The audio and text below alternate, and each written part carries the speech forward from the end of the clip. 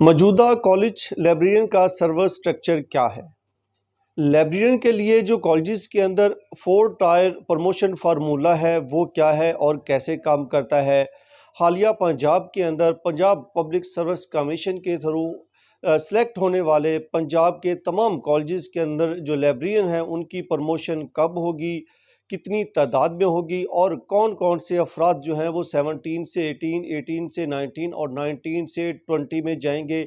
और एक जो सर्वर स्ट्रक्चर है प्रमोशन का 17 से 18 तक उसके लिए कितना अरसा दरकार होगा, 18 से लेकर 19 तक के लिए आपको रेगुलर सर्विस कितनी दरकार होगी, 19 से लेके 20 तक के लिए आपको टोटल कितनी सर्विस दरकार होगी जिसके लिए आप प्रमोशन के अहल हो जाएंगे, और कौन सा लाइब्रेरियन कितने साल के बाद जो है वो प्रमोट होके नेक्स्ट स्केल में जाएगा। ये तमाम जो आज की वीडियो है वो इन टॉपिक्स को कवर करेगी। हमारी कोशिश है कि पंजाब के अंदर जो सर्विस स्ट्रक्चर है लाइब्रेरियन के लिए प्रमोशन का उसको डिस्कस करना, और ख़ास तौर पे जो हालिया तैनात होने वाले लाइब्रेरियन उनके अंदर ये एक अबहम पाया जाता है कि हमारी प्रमोशन कैसे होगी, कितने लोगों की फ़र्स्ट स्टेज के अंदर होगी और कितने सालों बाद तमाम के तमाम प्रमोट हो जाएंगे। तो इसलिए ये वीडियो हमने बनाई है। अगर वीडियो देखने से पहले अभी तक आपने हमारे चैनल वॉइस ऑफ लाइब्रेरीज़ को सब्सक्राइब नहीं किया तो मेरी आपसे रिक्वेस्ट है कि हमारे चैनल वॉइस ऑफ लाइब्रेरी को एक दफ़ा सब्सक्राइब ज़रूर कर दें और अपने दोस्तों के साथ इस चैनल का लिंक शेयर भी कर दें ताकि सब जो दोस्त हमारे प्रोफेशनल हैं उन तक ये वीडियो पहुंच जाए। और अगर अभी तक आपने बेल आइकन के ऊपर क्लिक नहीं किया तो बराए मेहरबानी उसको भी क्लिक कर दें ताकि हमारी हर आने वाली वीडियो आपको बर वक्त मिलती रहे। तो चलिए आज के टॉपिक की तरफ बढ़ते हैं कि लाइब्रेरियन का सर्विस स्ट्रक्चर क्या है। सबसे पहले इस सर्विस स्ट्रक्चर के बारे में बात करने से इसका क्रेडिट जो है वो पंजाब कॉलेज लाइब्रेरियन जो एसोसिएशन है PCLA के नाम से उसको देना चाहूँगा कि जिन्होंने 2013 के अंदर पंजाब कॉलेजेस जो लाइब्रेरियन थे उनकी प्रमोशन के लिए अनथक मेहनत की और काम का आगाज़ किया, सर्विस स्ट्रक्चर सर्विस रूल्स बनाने का काम शुरू किया और 2014 में जाके उनकी अनथक मेहनत के बाद हायर अथॉरिटी के साथ डिस्कशन के बाद वो इस बात पे कामयाब हो गए और इस मिशन में कामयाब हो गए कि पंजाब के लिए पंजाब कॉलेज लाइब्रेरियन एसोसिएशन जो है उन्होंने पंजाब के तमाम लाइब्रेरियन के लिए सर्विस जो स्ट्रक्चर था वो ना सिर्फ मंजूर करवाया बल्कि उसको इम्प्लीमेंट भी करवा दिया। तो I salute to PCLA Punjab college library association जिन्होंने ये एक अजीम कारनामा सर अंजाम दिया। यहाँ पे आप एक बात याद रखें कि जब 2013 के अंदर इस सर्वर स्ट्रक्चर के ऊपर काम शुरू हो रहा था तो पंजाब कॉलेज लाइब्रेरी एसोसिएशन ने 450 से ज़ायद जो लाइब्रेरियन थे पंजाब के अंदर या कॉलेजेस थे उनके जो लाइब्रेरियन थे उनके लिए इसको एफर्ट की कोशिश की। ताम हायर एजुकेशन जो कमीशन था या डिपार्टमेंट था पंजाब का उसने उन 450 से जो प्लस सीटें थी उनको कट करके 415 जो लाइब्रेरियन थे उनका सर्विस स्ट्रक्चर मंजूर किया। तो आप उसी 415 जो लाइब्रेरियन हैं पंजाब के अंदर उन्हीं के ऊपर ये सर्विस स्ट्रक्चर बेस करता है और उन्हीं की प्रमोशन मैं आपको बताऊंगा कि ये कैसे होती है। तो HED के जो मंजूर करदा ये सर्विस स्ट्रक्चर था इसमें 200 मेल लाइब्रेरियन थी और 215 फीमेल लाइब्रेरियन थी। तो ये जो सर्विस स्ट्रक्चर मौजूदा है ये 415 टोटल लाइब्रेरियन के लिए है जिनमें 200 मेल और 215 फीमेल है। 4 टायर फार्मूला क्या है, ये कैसे काम करता है और कितने सालों बाद किसी की प्रमोशन होती है। तो ये फार्मूला जो है 4 टायर फार्मूला जो पंजाब कॉलेजेस लाइब्रेरियन के लिए है उसमें है 1, 15, 34 और 50। और 4 टायर जो फार्मूला है ये बेसिकली 4 स्टेजेस के ऊपर बेस करता है। पहली स्टेज है 17, 17 से 18, 18 से 19 और 19 से 20। ये 4 स्केल्स हैं जो मेन, तो इसी को ये फॉलो करता है और इसी के ऊपर ये बेस करता है। 1, 15, 34 और 50 ये 4 टायर फार्मूला है। 1, 15, 34 और 50 मतलब इसका क्या है कि पूरे पंजाब के अंदर अगर 100 लाइब्रेरियन हैं तो उसमें जो 50 हैं वो 17 स्केल में होंगे, 34 जो हैं वो 18 स्केल में होंगे और जो 15 हैं वो 19 स्केल में होंगे और एक जो लाइब्रेरियन है वो 20 स्केल के अंदर होगा। अगर इसी तरह हम बात करें, ये डबल इसको करें कि 200 लाइब्रेरियन है पूरे पंजाब के अंदर, वो फीमेल हैं या मेल हैं दोनों, तो दोनों की तादाद बढ़ जाएगी। मसलन कि 100 जो है वो लाइब्रेरियन 17 स्केल के हो जाएंगे, जो 34 है 18 के वो डबल हो जाएंगे, 68 हो जाएंगे, और 68 वाले जो अब 19 वाले हैं जहाँ पे उनकी 15 पोस्टें थी वो बढ़कर 30 हो जाएंगी, और जो 20 स्केल है उसकी पहले एक पोस्ट थी 4 टायर फार्मूले के अंदर के 100 में से एक आदमी जो है वो 20वें स्केल का होगा, तो 200 जब होंगे तो 200 में से 2 आदमी जो हैं वो 20वें स्केल में हो जाए 20वें स्केल में होंगे। इसके बाद है कि अब 17 से 18 तक जाने के लिए किस चीज़ की रिक्वायरमेंट होती है, क्या चीज़ ज़रूरी होती है। बास जो हमारे लाइब्रेरियन होते हैं वो कॉन्ट्रैक्ट के ऊपर भी होते हैं।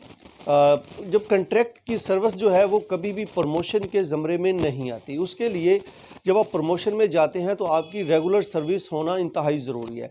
तो 17 स्केल से जब आप 18 स्केल में जाएंगे तो आपके पास 5 साल रेगुलर सर्विस का होना इंतहाई ज़रूरी है। जब आपकी 5 साल रेगुलर सर्विस 17 स्केल के अंदर होगी तो आप 18 के लिए एलिजिबल हो जाएंगे और आपका प्रमोशन के अंदर नाम भी आ जाएगा।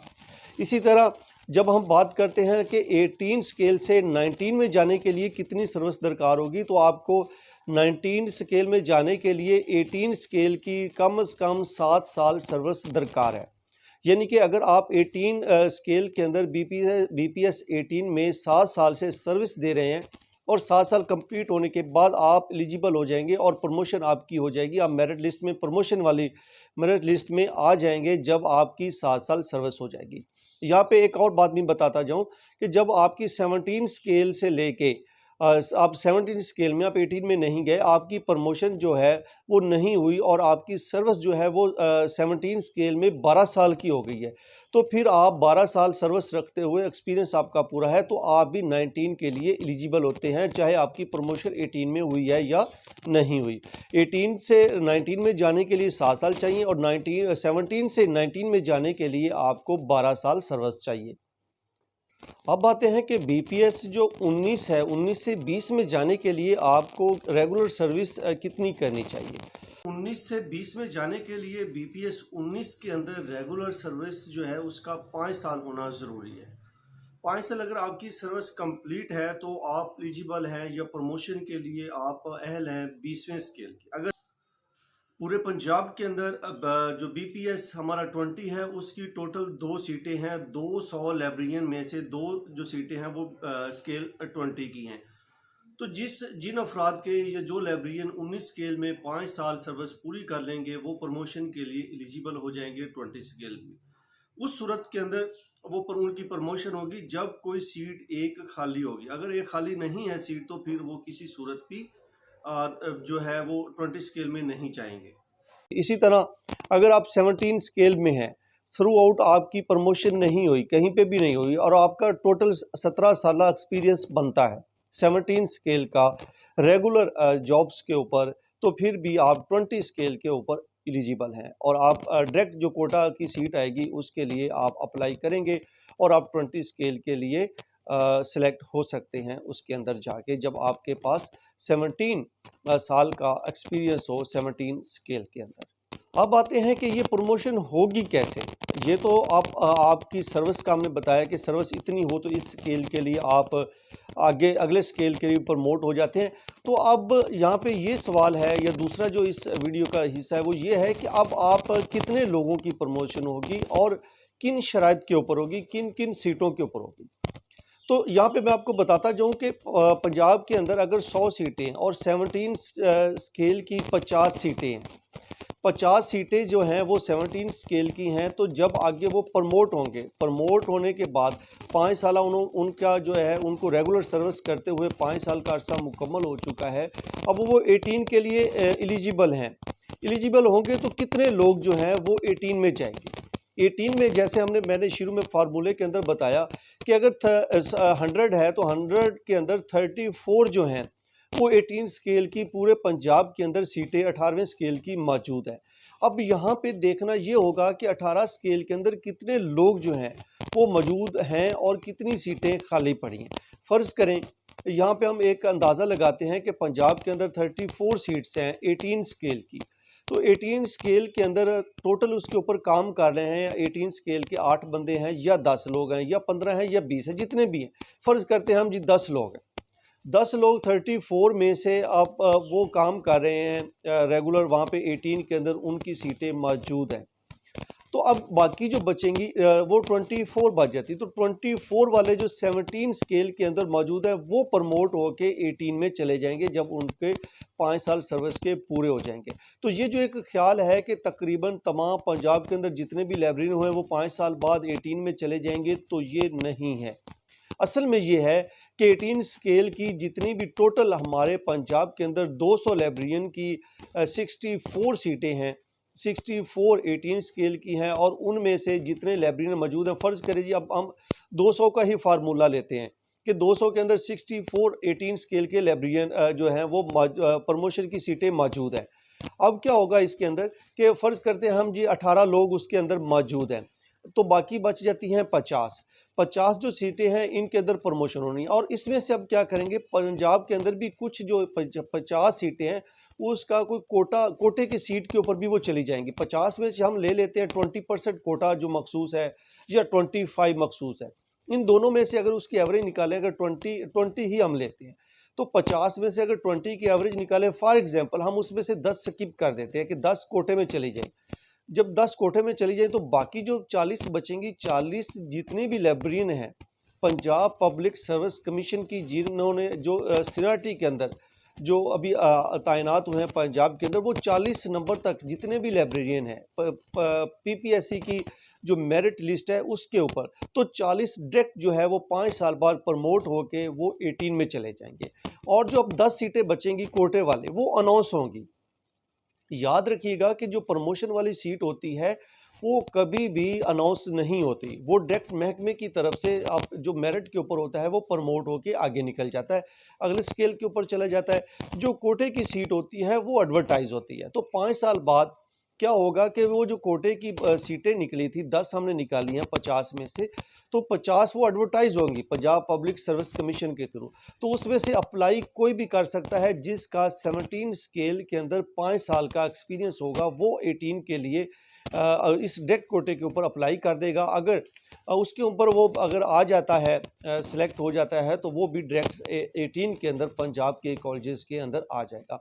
सेम यही फार्मूला अब लगेगा 19 स्केल के ऊपर कि 19 की जितनी भी सीटें हैं, जितने लोग मौजूद हैं, बाकी निकाल के जो कोटे के चंद जो कोटा है 4-5 सीटों का निकले, वो निकाल के बाकी जो निकलेंगे जो 18 में होंगे वो प्रमोट होकर 19 में चले जाएंगे। जो बाकी 19 की बचेंगी वो एडवर्टाइज हो जाएंगी, और उसके ऊपर जो डायरेक्ट कोटे वाले हैं जिनका एक्सपीरियंस 12 साल बनेगा वो उसके ऊपर अप्लाई कर देंगे।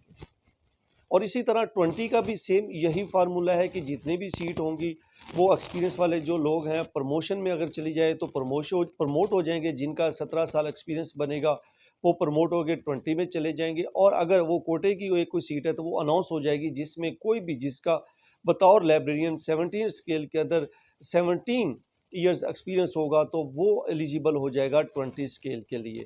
तो ये एक फार्मूला था जो कॉलेजेस के अंदर चल रहा है लाइब्रेरियन के लिए, जो मैंने आपको बताने की कोशिश की है कि कैसे आप बीपीएस 17 से 18, 18 से 19 और 19 से 20 में जाएंगे।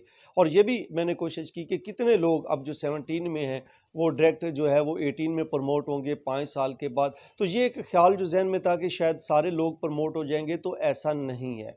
चंद जितनी भी सीटें बनेंगी उसके ऊपर मेरिट के ऊपर जो टॉप 40 लोग हैं या टॉप 50 लोग हैं वो प्रमोट होके चले जाएंगे 18 में। हो सकता है कि 18 वाले 19 में चले जाएं, तो टोटल जो 68 लोग हैं वो प्रमोट होके 18 में चले जाएं।